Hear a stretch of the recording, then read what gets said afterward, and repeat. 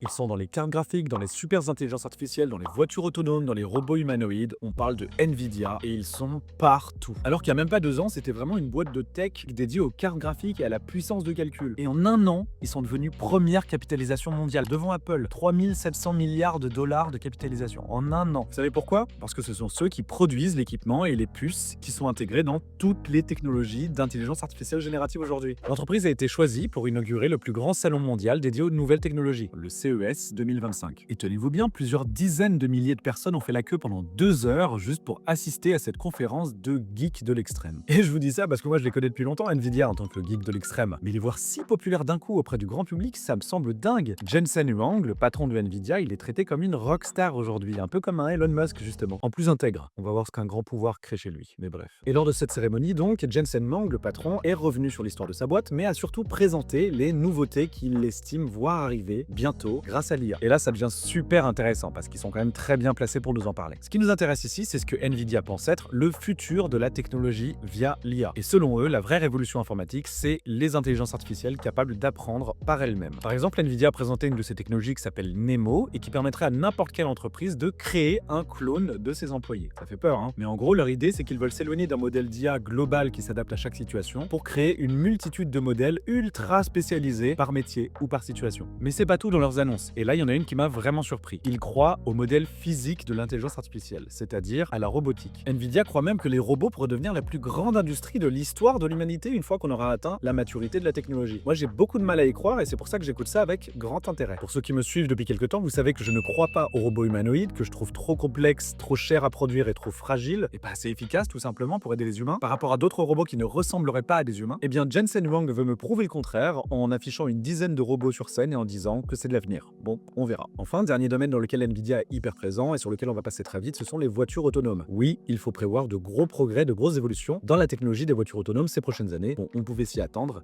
et moi j'attends avec impatience. Et ce qu'on peut retenir de cette époque, c'est finalement assez simple. Il y a quelques années, on citait les GAFAM, les plus grosses entreprises de la tech, comme les plus grosses influences sur le monde moderne, dont la puissance pouvait dépasser celle des États souvent. Ça faisait des années que leur règne durait, et c'est dingue de se rendre compte qu'en moins de 5 ans, voire même 2 ans, des entreprises aussi niches que Nvidia ou OpenAI sont devenues les références sur le devant de la scène. Leurs patrons sont des superstars, on leur demande conseil sur tout, ils sont présents partout, ils sont valorisés à des milliers de milliards de dollars. Bref, le monde bouge à une vitesse incroyable et il accélère encore. Incroyable mais vrai. Tu connais, si tu ne veux pas rester sur la touche et ne plus rien comprendre dans 6 mois, suis-moi, on a plein de choses à se dire, il se passe des trucs de fou.